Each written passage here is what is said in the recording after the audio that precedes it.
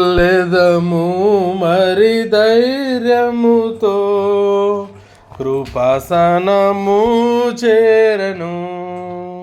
వెళ్ళెదము మరి ధైర్యముతో కృపాసనము చేరను.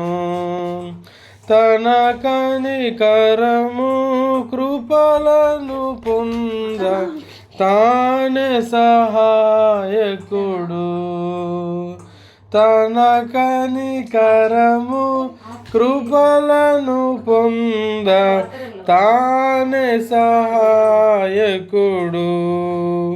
వెళ్ళెదము మరి ధైర్యముతో కృపాసనము చేరను. మన ప్రార్థన ప్రభువా రక్షించి అత్యధికముగా మనకిచ్చును. మన ప్రార్థన ప్రభువా ఆలకించి అత్యధికముగా మనకిచ్చును.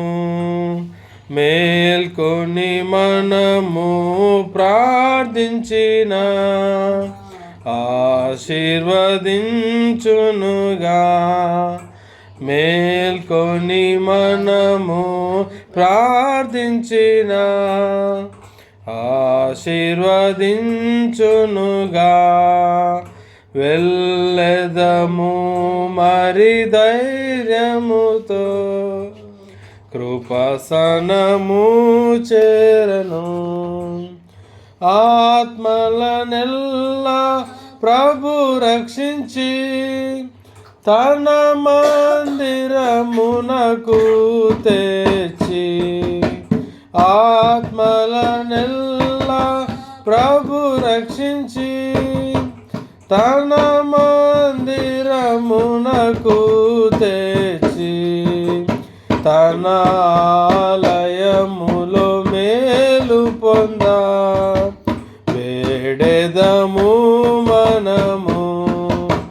తన ఆలయములో మేలు పొంద వేడెదము మనము.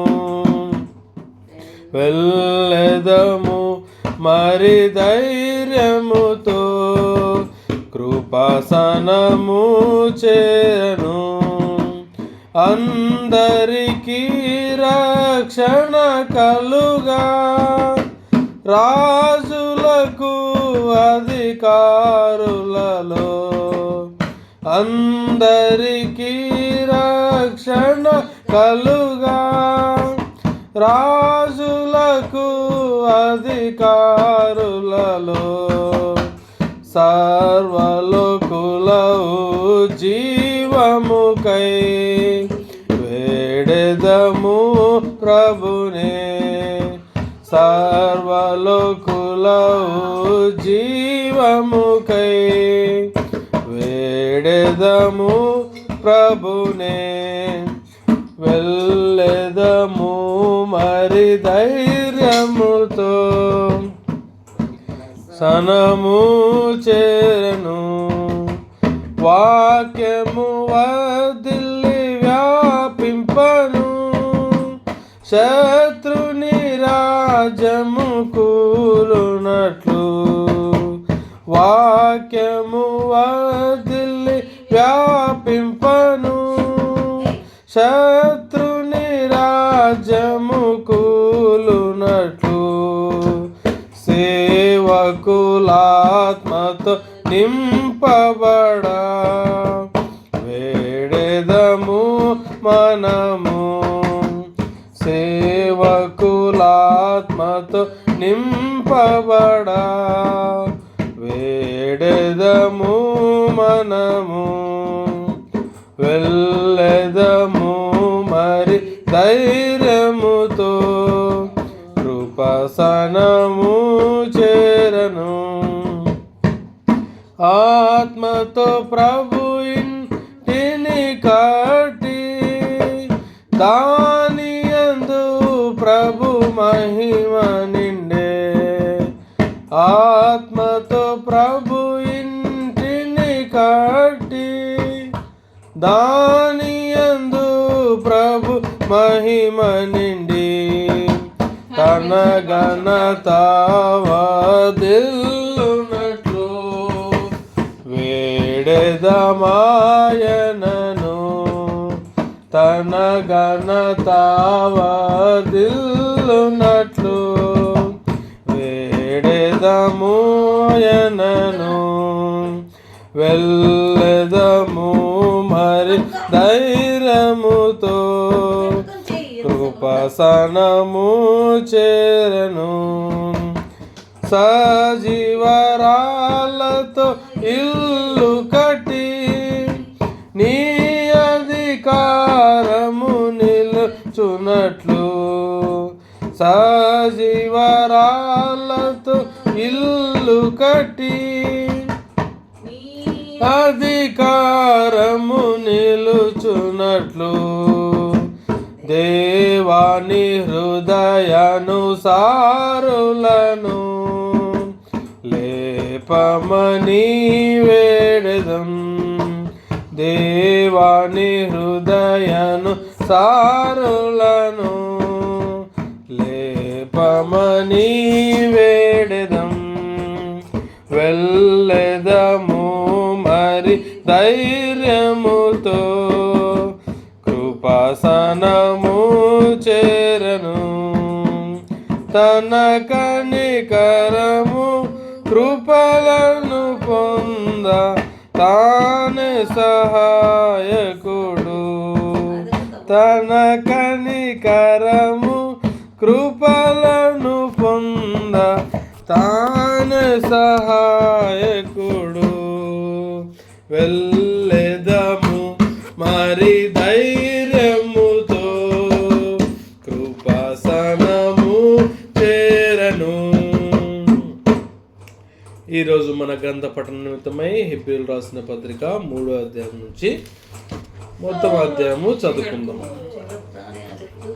ఇందువలన పరలోక సంబంధమైన పిలుపులో పాలు పొందిన పరిశుద్ధ సహోదరులారా, మనం ఒప్పుకొనిన దానికి అపోస్తులను ప్రధాన యాజకుడైన యేసు మీద లక్ష్యం ఉంచుడి. ఇక్కడ యేసు మీద లక్ష్యం ఉంచుడి.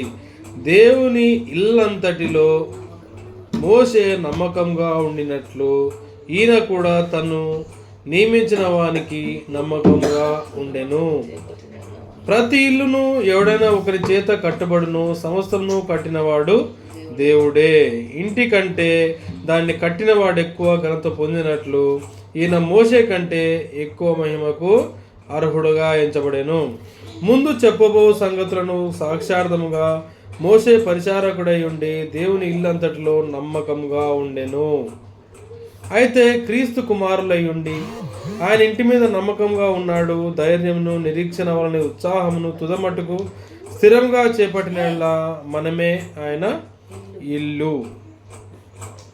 మరియు పరిశుద్ధాత్మ ఇట్లు చెప్పుచున్నాడు, నేడు మీరు ఆయన శబ్దమును వినినెడలా అరణ్యంలో శోధన దినమందు కోపం పుట్టించిన అప్పటి వలె మీ హృదయంలో కఠినపరచుకొనొకటి.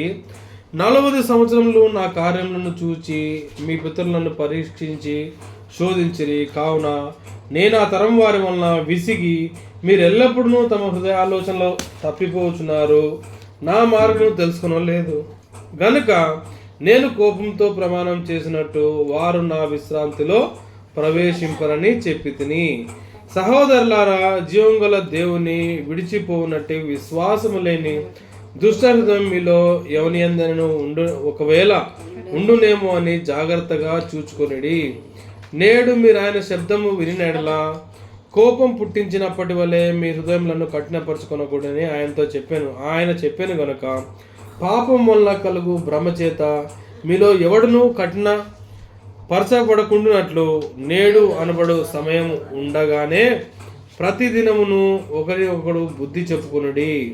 ఏలైనగా మొదటి నుండి మనకున్న దృఢ విశ్వాసము అంత మటుకు గట్టిగా చేపట్టినడలనే క్రీస్తులో పాలివారమై ఉందుము. విని కోపం పుట్టించిన వారెవరు? మోషే చేత నడిపింపబడి ఐగుప్తు నుండి బయలుదేరి వచ్చిన వారందరే కదా. ఎవరి మీద 40 ఏళ్ళు ఆయన కోపగించెను? పాపం చేసిన వారి మీదనే కదా. వారి శవములు అరణ్యంలో రాలిపోయెను. తన విశ్రాంతిలో ప్రవేశింపరని ఎవరిని గురించి ప్రమాణం చేసెను? అవిధేయులైన వారిని గుర్చే కదా. కాగా అవిశ్వాసం చేతనే వారు ప్రవేశింపలేకపోయారని గ్రహించుచున్నాము. ఇక్కడ మనం చూసినట్లయితే మొదటిగా మోషే నమ్మకం చూస్తున్నాము, యేసు మీద లక్ష్యం ఉంచడాన్ని మొదటి వచనంలో. తర్వాత ప్రతి ఇల్లును ఎవడైనా ఒక చేత కట్టబడును, సమస్తము కట్టినవాడు దేవుడే. ఈయన మోషే కంటే ఎక్కువ మహిమకు అర్హుడుగా.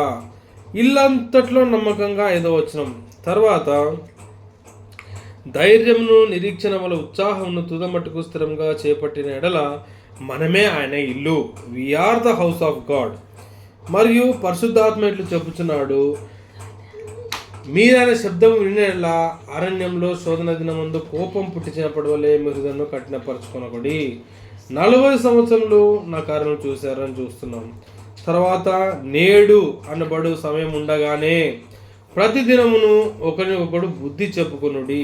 తర్వాత ఎవని మీద 40 ఏళ్ళు ఆయన కోపగించను, పాపం చేసిన వారి మీదనే. ఆఖరిగా వారి శవంలో అరణ్యంలో రాలిపోయిన 17వ వచనం.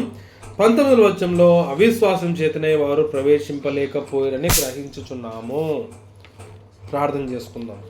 ప్రేంగల్ తండ్రి, జీవంగల జోపతి, వెళ్ళేదము మరి ధైర్యంతో అన్న పాట పాడగలుగుతాం ప్రభువా.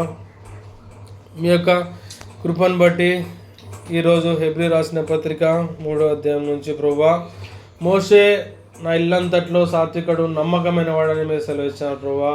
అటువలే మోషే కన్నా గొప్పవారన్న మీరు మాకున్నందుకు స్తోత్రం చెల్లిస్తున్నాం ప్రభువా. అదేవిధంగా అరణ్యంలో ప్రభువా 40 సంవత్సరంలో ఇశ్రాయేలు ప్రజలను మీరు రప్పించినప్పుడు వారు ప్రభువా అవిశ్వాసం వల్లే, మరి ముఖ్యంగా అవిశ్వాసం వల్లే వాళ్ళు కనాన్లో ప్రవేశించలేకపోయిరి అని చెప్తున్నారు ప్రభా.